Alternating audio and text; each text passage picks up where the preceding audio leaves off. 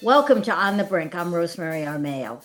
For this week's chapter, I have pulled Linda Ellerbee out of retirement. I have pulled her away from winter holidays in Mexico. I have almost literally pulled her out of her dentist chair where she was getting a horrible oral surgery.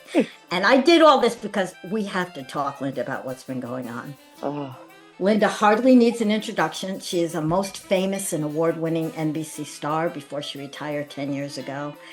Known for wit and intelligence, not just smooth newscasting. She also did a coffee commercial and sitcoms. Maybe she'll want to talk about that. I don't know. But out of her nearly 50 years in journalism, she spent half of that doing Nick News, a program directed at kids, but about hard news issues, war, disease, disasters. All of this was done clearly without a trace of condescension. And that brings me, Linda, to my first question. Tell it to us like we're 6-year-olds. What has Trump done in the past 3 months? one could start easier with what has he not done? Uh, I've thought a lot of how would I explain this to kids Mhm.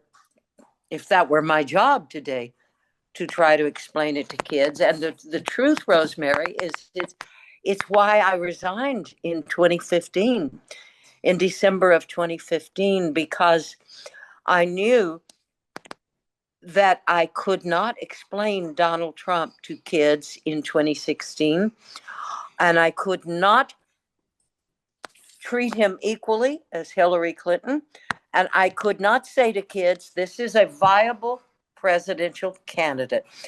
And I thought, Yeah. what's going to happen is the first show that I do, and I say, I say what I believe to be true about Donald Trump, which is that he is eminently unqualified to be the leader of anything, much less the United States of America. That Nickelodeon would say, you can't say that, and I would have to quit on the moment. So Mm-hmm. I gave them, almost a year's notice and said, I'm going to retire because I can't explain that to kids and Wow. I'm not going to try. A Uh, preemptive retirement.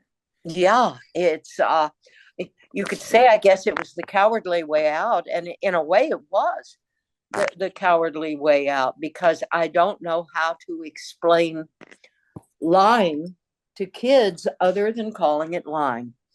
Right. And I had covered, I knew Donald Trump. I, How did you know him? I, when I was working for Channel 2, WCBS in New York City, and I was in my 20s, and he would call me regularly and ask me out. I was on the 11 o'clock news, and I never met the man. Uh, but he would call and ask me out on dates, and I knew enough about him Oh to my say goodness. no just from what I read in the newspapers. Linda Ellerbee, you're the president's type? Well, here it gets worse. Uh, a couple of years later, some years later, I went to a dinner party at the president of NYU at his house, lovely apartment that comes with the job. Uh, and I get there, and because I'm a journalist, I checked the seating at the tables to you know see who I was seated next to. It seemed to be interesting people next to me. And then I went back into the living room where the cocktail party was going on, and I sat down on an ottoman. I remember this part very clearly. And somebody came up behind me and put their hands over my eyes from behind. Now, I don't like that on my best day. I'm just not good with that. And this was not my best day. And I said to them, I don't, they said, guess who? Guess who this is? And I said, take your hands off me. I don't care who you are. Take your hands off me now. And he You did. sound like Jean Carroll. You really, I turned around and it was Donald Trump. Uh, and I said hello and, shook his hand and some sort of chit chat passed. I don't remember what it was, but then I remember they called us into dinner and I went into the dinner table and the place cards had been changed and he was next to me and he had clearly done this, changed the place. Wow. Wow. And he sat down next to me and he turned to me and he said by this time he was married to Ivana Trump, and he turned to me and he said the following. He said, if you had played your cards right, you could have been Mrs. the Donald. Oh, my God, you could be first lady. Yeah, Mrs. the Donald. Jeez, I could have jeez. been the first lady. I can't think of anyone Nah, he less would have gotten suited for the rid. He would role. have gotten rid of you long before this. He goes in for Yes, the he would. younger models. I Yeah. would have aged out years ago on that one, or put a bullet through my brain, whichever came first. So you almost dated a dictator? Is he No, a I didn't dictator? almost date him. I didn't come close. There was nothing in me that came close to saying yes. Uh, but I saw all I needed. And then, as a journalist, our paths crossed a couple of times. Nothing, excuse me, nothing's big or serious or worth telling, other than the fact that, gee, if I'd played my cards right, I could have been. Jeez. I could have been The very. part of my statement I really wanted you to respond to was, do you think he is a dictator at this point? Yes, he is. I Okay, believe he is. If he wasn't, he became one this week yeah, or last week when the Supreme Court said, bring the man back from Salvador. right. And he didn't. At that point, he became a dictator. At Yeah, that moment. Robert Reich, the former labor secretary, said when he defies the Supreme Court and when he decides that he can say when somebody living here is so dangerous that they can be deported to a foreign, secret, scary prison with no process, much less due process, we have become a dictatorship. So, By the way, of which due process has been so very, very good to Donald Trump. Oh yeah. Oh yeah. He might be in prison himself, but for that, but for due process. But for him to decide that Albrego Garcia, forget what the Supreme Court says, that he can overrule the Supreme Court, that he can pay no attention to the Supreme Court. Yes, we are there in dictator land now. Yeah. And I'm not sure that at least half the country sees that. Increasingly, Democrats are. They went out a little bit for the first time in force last on April 5th, turned up in huge numbers across the country. Do protests work anymore, Linda? You covered a lot of them in your day. No, I don't think they do. I really don't. I covered a lot of them and was part of some before I was a journalist. And I have thought about this a great deal, and it doesn't work. And for the same reason that we are only beginning to find out all of the things that are a result of the internet. This is one, is that protests don't work. There are obviously bigger problems with the internet. There was a very good piece in the New York Times this week. David Brooks, I think, yes, wrote the piece on how we don't read, and how the internet has destroyed reading. And I think that, to me, that was the most important thing that I read all week was reading about that. I have children. My children are in their 50s. I have grandchildren who are teenagers. And no, they don't read as much as I read. Look, I grew up in Houston, Texas, in a bigoted family, in a bigoted town, in a bigoted state that is even more so now. And what saved me, if I can use the word save, that's of course a conclusion on my part. What changed life for me were two things. The main thing was I had a library card, and I read books, and books took me out of myself, and then they took me everywhere else. And they took me into other people's lives and other people's stories and their narratives. That and being curious. And Brooks wrote about that so much in the piece about that we have become a less curious nation, that we have become less curious as children. On the other hand, I don't think that the internet is the end of the world. I do, for example, if I can go back to my own story. Yes, I was a reader, but I was an only child. So I was by myself a lot. And forgive me for this cough. And we lived 2 blocks from the movie theater. And at that time, there was no ratings code. So, and it cost 9 cents to go to the theater. I went all the time. I went all the time. And my parents didn't know what I was watching because there was no code. I saw things that were appropriate and things that were inappropriate. And I credit the fact that I wasn't directed into here's the children's movie section. Here's what we think is appropriate for your age. Here's what we think.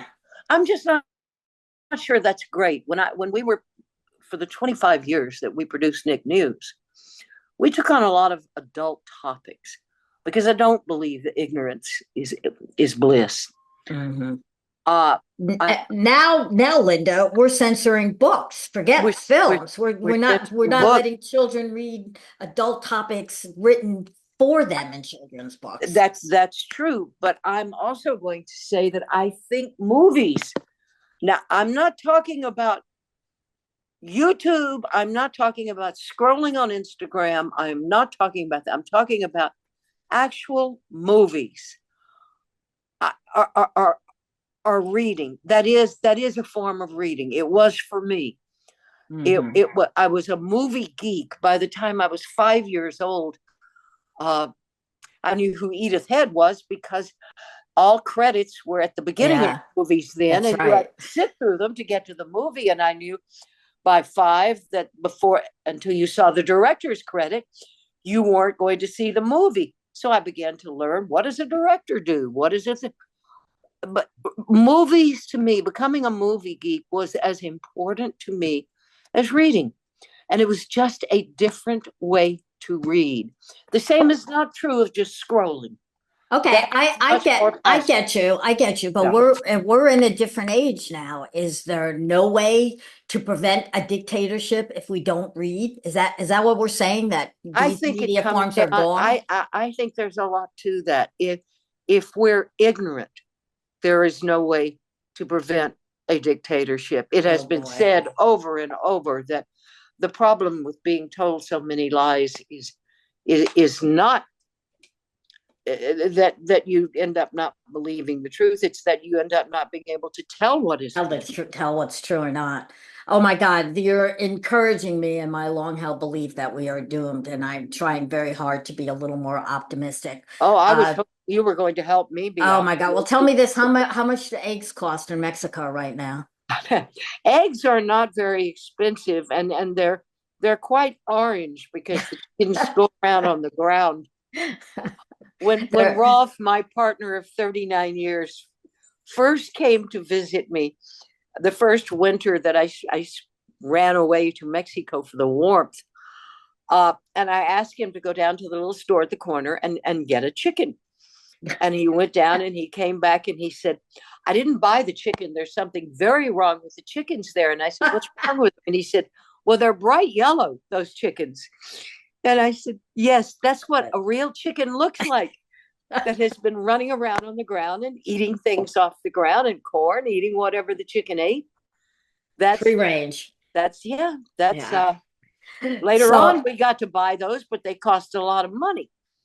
They are still going up in price here. Groceries. I don't know why why that word fascinates Donald Trump, but groceries continue to go up in price.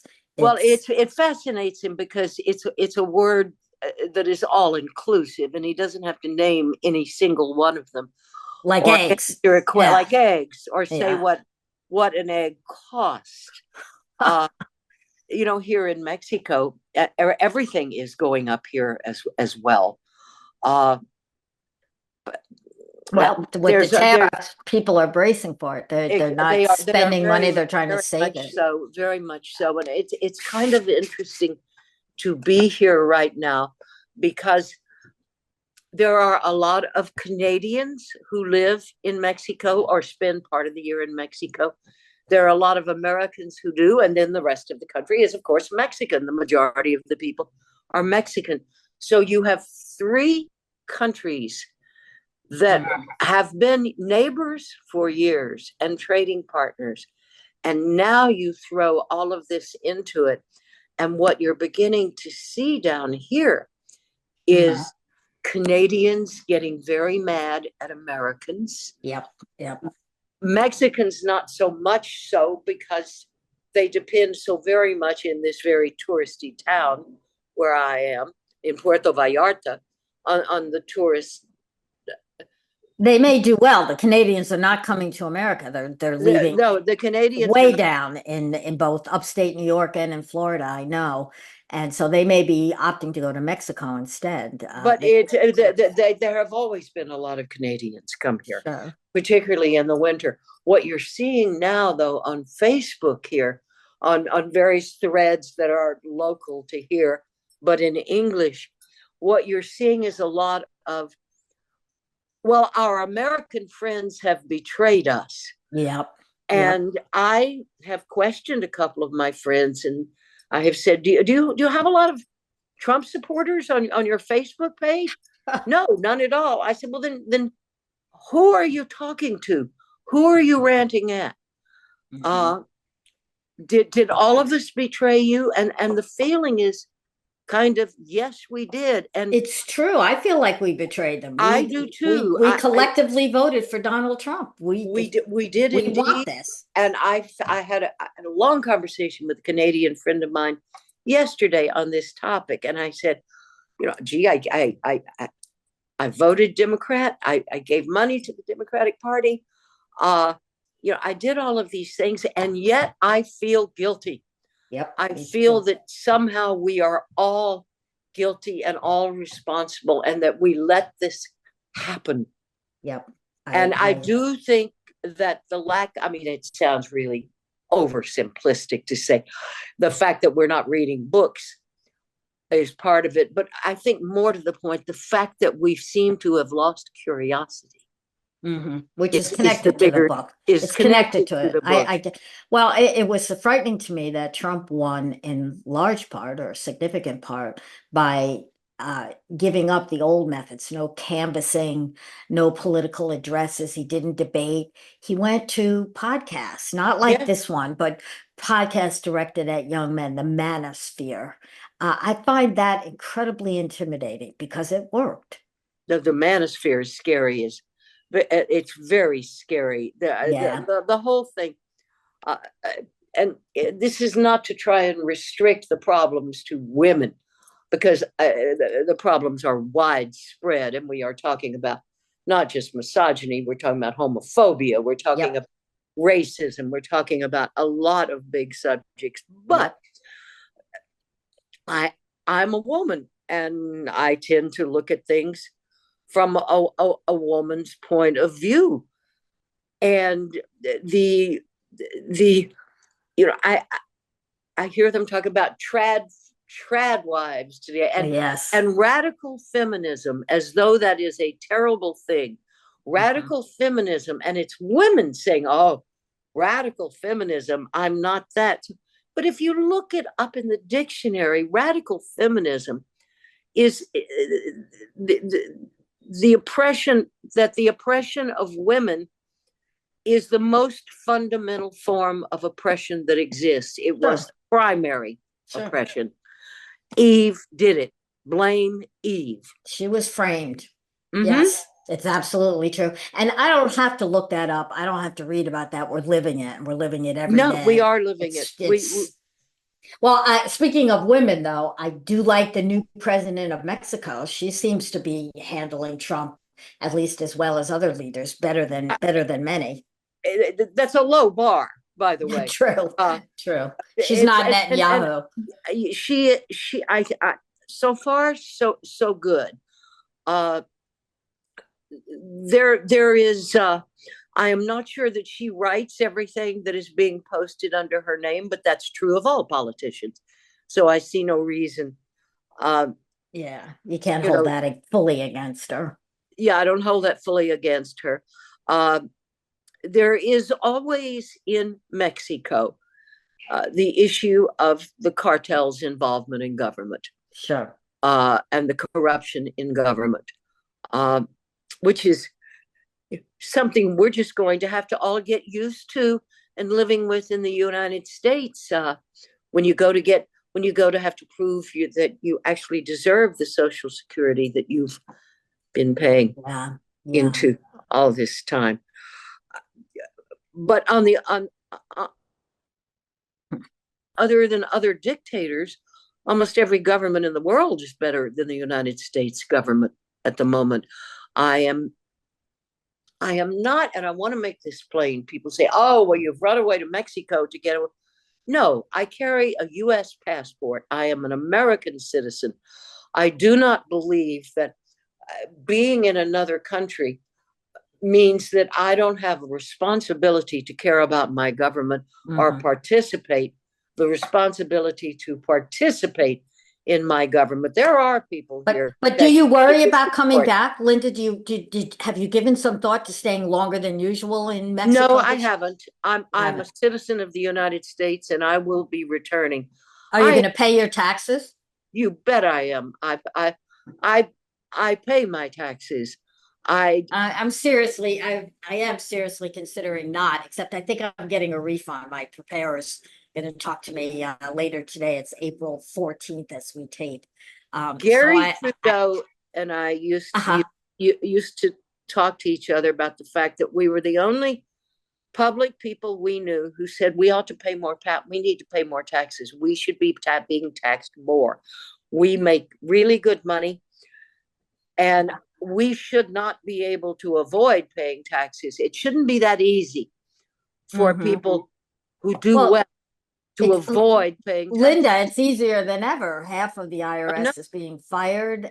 They're shutting down the division to look in the biggest taxpayers who might thus cause the biggest evasions.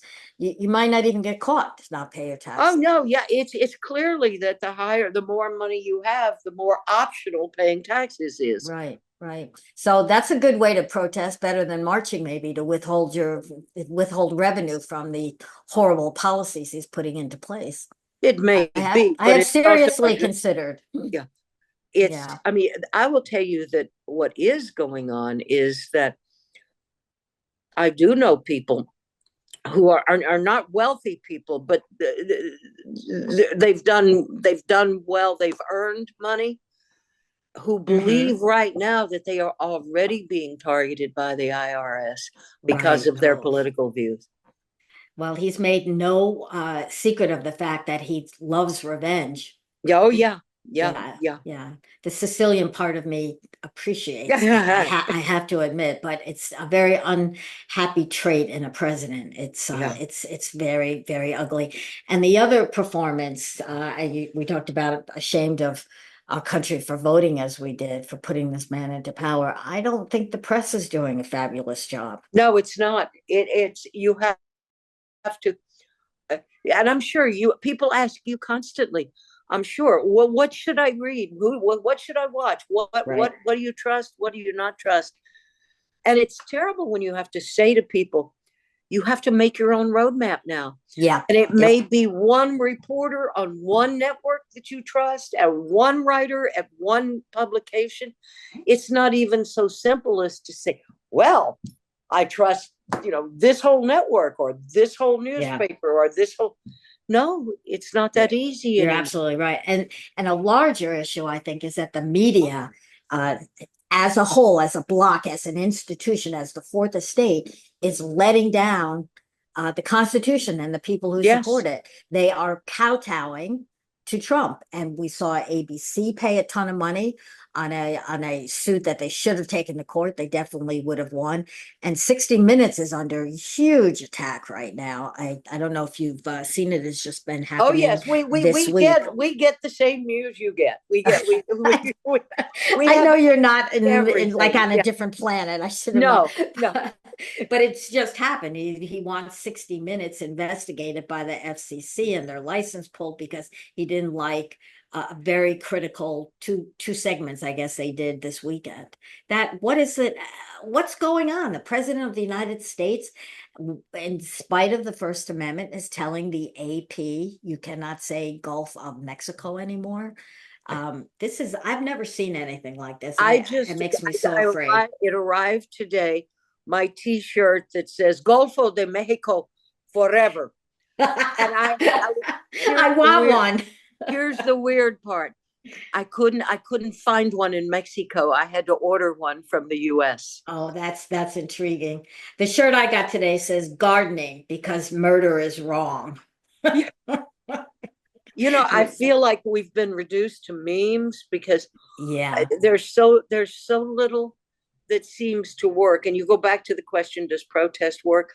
The biggest questions that we have right now are what will work? What well, is yeah, what's yeah. going to be, is there any bottom? Is there any one toke over the line? Is there anything short of nuclear war? And I'm not sure that would stop. You know, I think that the Trump people spent the last 8 years figuring out, okay, we're going to get power again, or if we get it again, what do we do? And I think Project 25 is that total blueprint. And they look systematically on every institution that could hurt or slow him down. And they have gone after it, starting with the press, but also going after the military, going after law firms. Oh, and let us not forget the soon to be embalmed, one hoped, the courts. I will never forgive Mitchell for that. Never. No, you're right. You're right. And universities too. So yes. There's nothing left. Churches, he owns many of them. You know, there are no bring that up. What I mean, it's primarily Christianity. Okay. Yes, it is primarily. It is Christianity. Mm-hmm. And yeah, it isn't Muslims or Jewish people doing this. It's Christians. Yeah, absolutely. What could be less Christian than the bigotry and the hatred that we are witnessing? Wow. You know, you're a student of history, Linda. Does it amaze you that for all those decades we said, how could this happen in Germany? And now, don't you see it happening here? I do see it happening. It doesn't shock me. I've read enough history to understand how it happened in Germany and to see the parallels there. You don't have to look hard. It's how it it goes back to all that has to happen is for good people to do nothing, and that's what we did. Was nothing. Wow. I didn't think we had to. It's true. It's true. Have you made any changes in your personal life or habits to sort of hunker down, to get ready for the bad things that are happening now and that we expect to get worse? I have changed. I've lost hope. I've lost a lot of hope, and that's a big change. Truthfully, the only big changes I've made at the moment have more to do with climate change, of putting together a go box, putting together, and I guess that also was political as well. Yeah, it sure is. Putting a go box together, a get out of Dodge quickly, for a get out of Dodge fast scenario, if necessary. But I do know, and I have friends that have already. They are self-censoring themselves on Facebook, Instagram, on various social platforms. Oh, dear. Because they are afraid, because Trump has shown a willingness to go after people's families, to threaten their families, to threaten them, and to scare people. And if if members of the United States Congress are frightened for the safety of their children by a bully president, well, then why would we be fools not to be? Yep. Oh my goodness. Okay, well, a few other things topics I can just throw out, and I'll get your reaction. Social Security, is that a real threat? I believe it is. The Republican Party has made no secret for years and years that they would like to do away with Social Security and Medicaid, both. Yeah, So I don't take this lightly at all. I believe it's very real. Yeah. that's disastrous when that happens. I mean, look around us.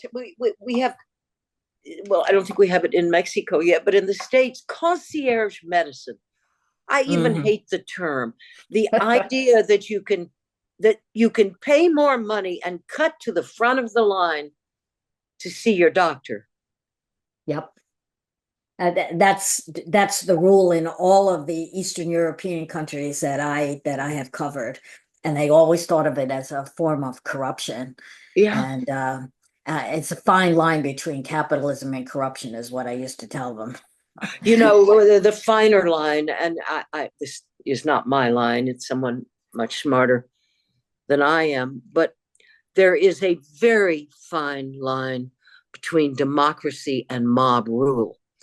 And that is the Oh, fine line wow. we have Yeah, crossed. you're right. You're right. We're very close to that line.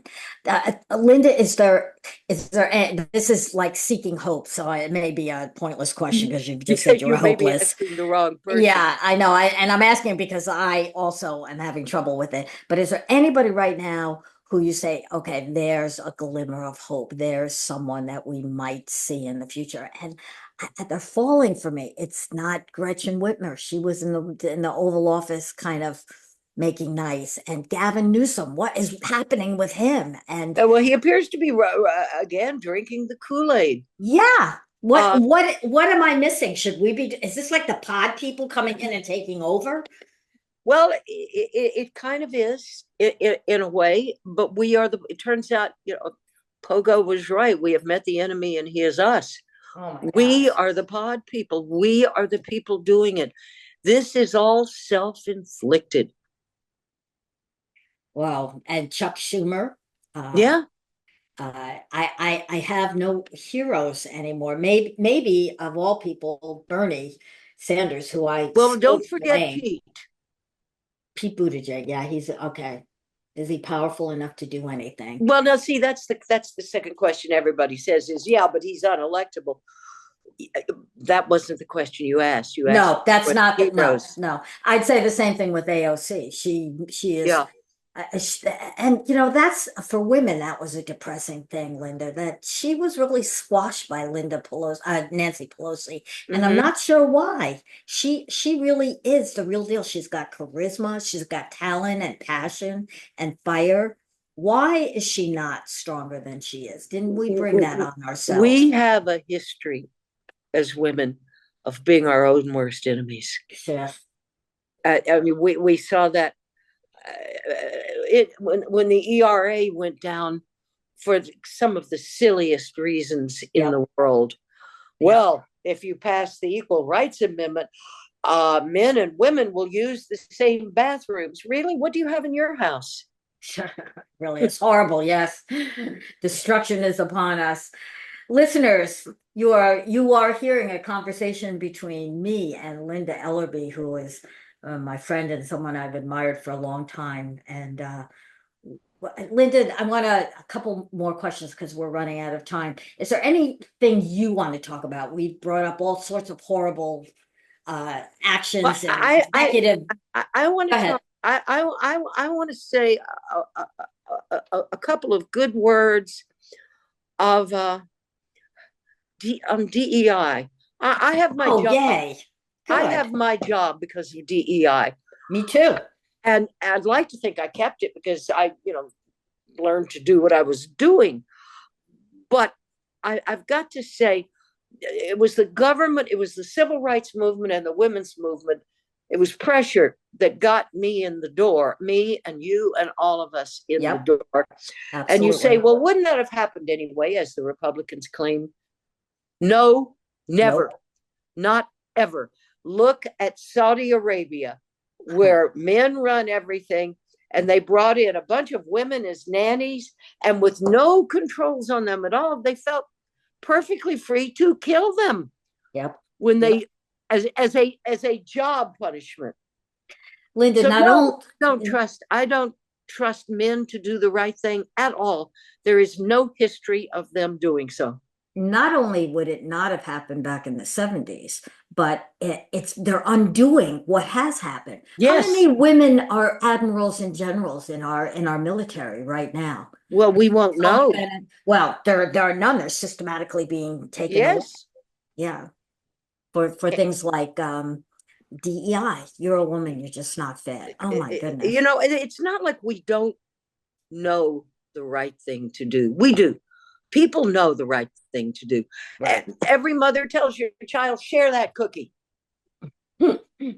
But then we don't, given a choice, we often get it wrong. We often just simply don't follow what we know to be the right thing to do because it doesn't suit us, our own individual purposes. So we don't share the cookie. Okay, and here's my last question. That's really brilliant, and I'm sorry to be cutting you off. I just want to get more. I love having you, and I want to get it all in. You're a much nicer person than I am. Oh no, that's not true. You are a far nicer person. I am not a nice person. Okay, well then it's two bitchy people are going to discuss this. Do you find yourself thinking, well, they just have to suffer enough and then they'll get it? My sister, who is also a journalist, has copped to feeling it sometimes like, well, maybe if enough kids die of measles, that would make it. This is very evil. I am not endorsing this. Please don't send in cards and letters. I don't think it's right, but it's really hard not to think that way. It's hard not to think that way because that's the truth.